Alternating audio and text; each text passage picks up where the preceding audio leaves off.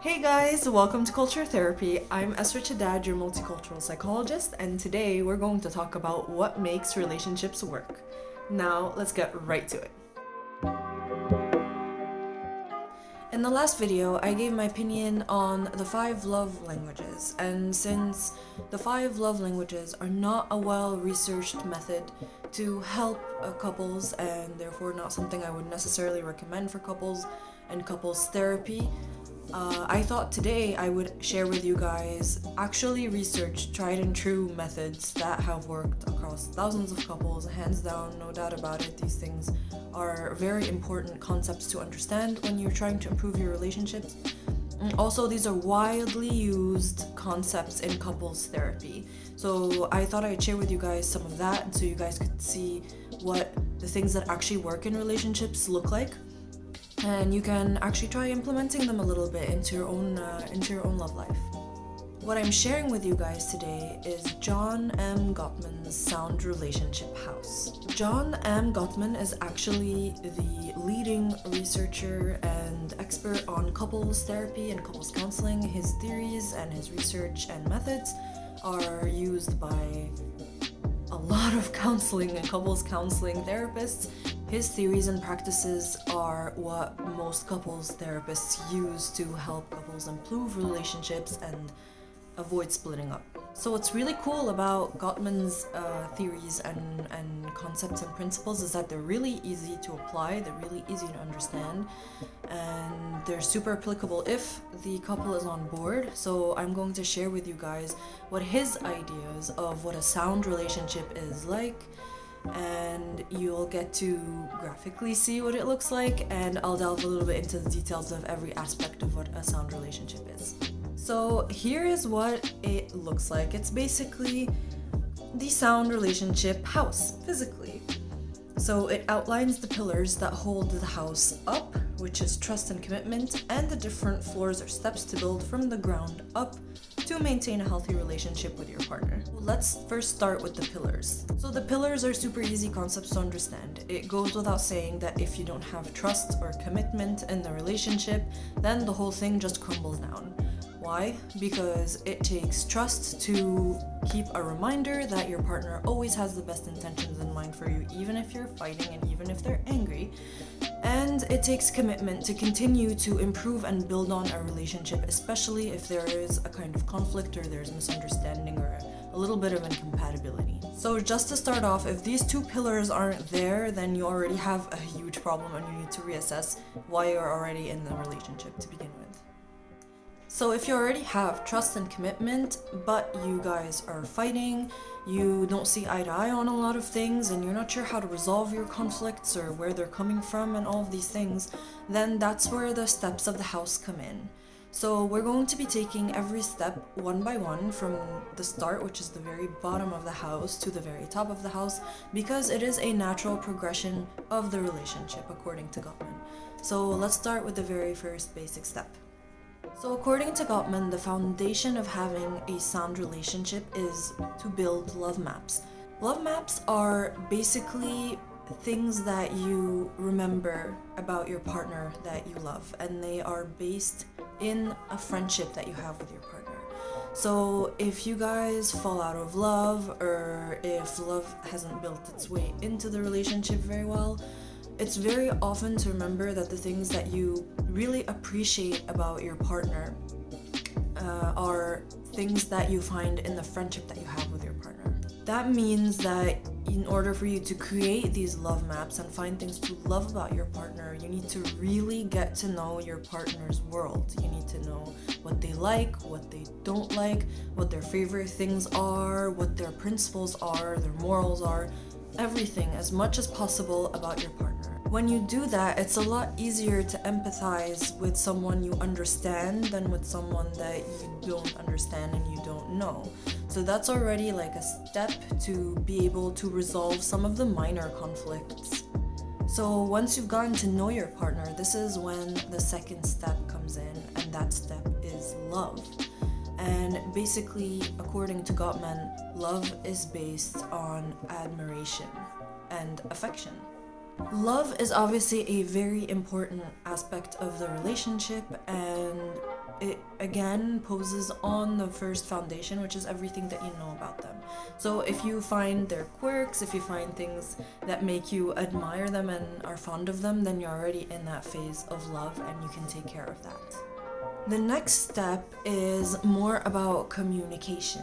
And so if you have trust and commitment, if you know your partner really well and you are very fond of them and you admire them, it's important to be able to show it in the right way. So this reciprocity and this connection between partners is super important. And according to Gottman, one of the easiest and simplest ways to actually show your partner how much you love them, how much you care for them, and how much you're interested in them is to just face your partner while you're talking to them.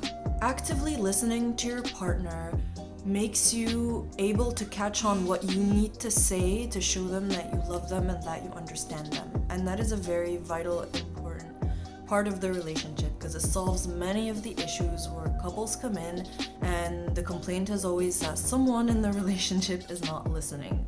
So if you're turning towards your partner during important discussions or tough talks, or even in general, like usually when you're just trying to share some quality time together, it's what happens to make things go smoothly so that no one feels like the other one isn't listening.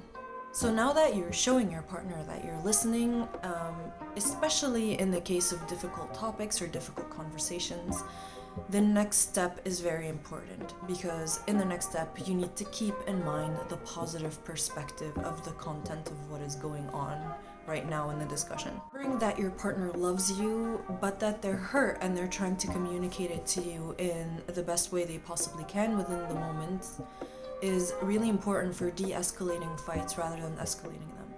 Because this is mainly where fights tend to go bad. You have one person sharing their hurt feelings to the other person, and once the other person doesn't take it right, or the way it's said was already too aggressive or something, and then you become defensive, what happens is you start getting into a cycle where every partner is trying to one-up the other one, and for the end goal of someone winning the argument. There are two ways to avoid this cycle altogether. The first way is to start off by being more confession-like in the way that you say the problem. So you are going to basically confess that, hey, you know, I feel like there's something not working with this, and that is a way to present the problem in the first place, which is a lot less likely to get the person or your partner more defensive. And then if the person becomes more defensive, anyone on the receiving end of a defensive comment needs to remember that whoever is saying a harsh comment is really hurt, and that there's no point in trying to hurt them back, or there's no point trying to argue back. It's just time to understand their feelings, their hurt, and to take it and to just calm everything down.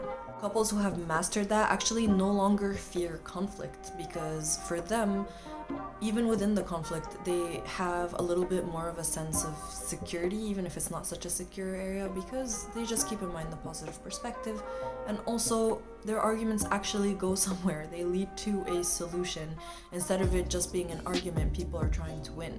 How do you manage the conflict while you are in it?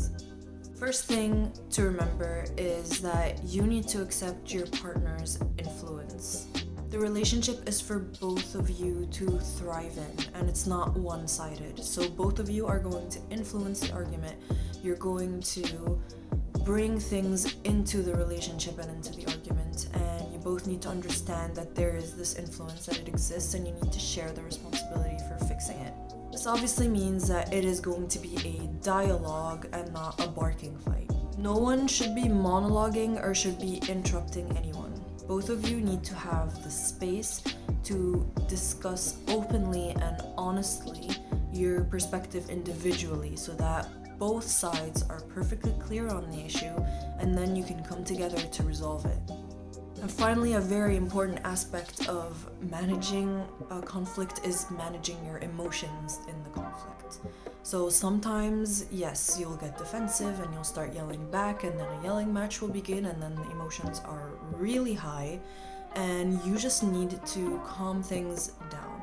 when things get to that level, what I like to propose to my clients is that there needs to be a safe word where once the safe word is said, the argument just stops dead in its tracks, and each person in the couple takes time away from the other to just breathe, count to 10, calm down, and then come back together to actually try to solve the problem. And just as a side note, my favorite word is bubbles.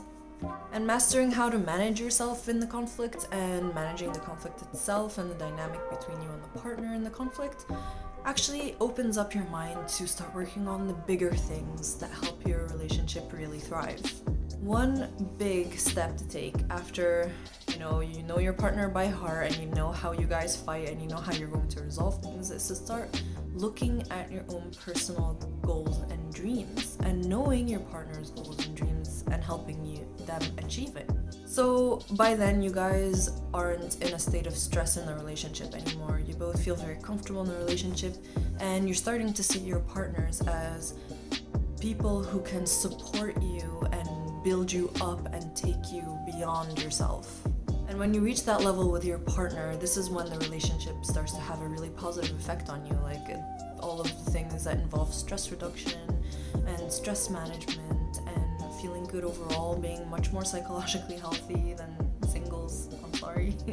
And yeah, all of these things come together so that you feel like you're totally supported and safe in the relationship, and you can start building up towards your goals and dreams. You found that sweet spot of mutual support. You can actually build bigger goals together as a couple for your relationship. To build those relationship goals together, you need to find shared meaning. And that shared meaning is basically what makes you a couple. So what is your thing as a couple? What are your rituals? What are your goals as a couple? There are couples that want to get fit together, or there are couples that have date night every Sunday evening. It's all of these things that you guys do together that are activities or rituals or even goals, like buying a house together or creating a company together or doing all of these things. These all involve you finding a shared meaning for your relationship. Where is this relationship taking you, and where are you taking each other on this? So it is beyond the step of just being like focusing on your own personal goals and seeing how your partner can support you. It's more about what you can do together at this point and how you're going to share these goals and dreams to build something that is much bigger than you. So when you finally reach that stage, this is when your relationship lasts. This is where you learn to have fun together and to just enjoy life together as a couple. So these were the steps that make relationships great. A very important point to remember about this is by no means does this mean that you are no longer going to fight with your partner. What this basically means is that knowing that the relationship is always going to have a source of conflict in it, and that conflict is inevitable when you're two different people living in the same space, that you stop fearing the fight. You stop worrying about the conflict between you. And relationships are messy, but that's what makes relationships amazing, because that mess makes you able to still respect your partner and love your partner despite everything that is bad that could be going on. So that's all I have for today. Thank you guys so much for watching. I hope you guys enjoyed the video, and if you did, please leave a like, and yeah, subscribe to more content on culture and psychology, and I'll see you guys in the next video. Bye!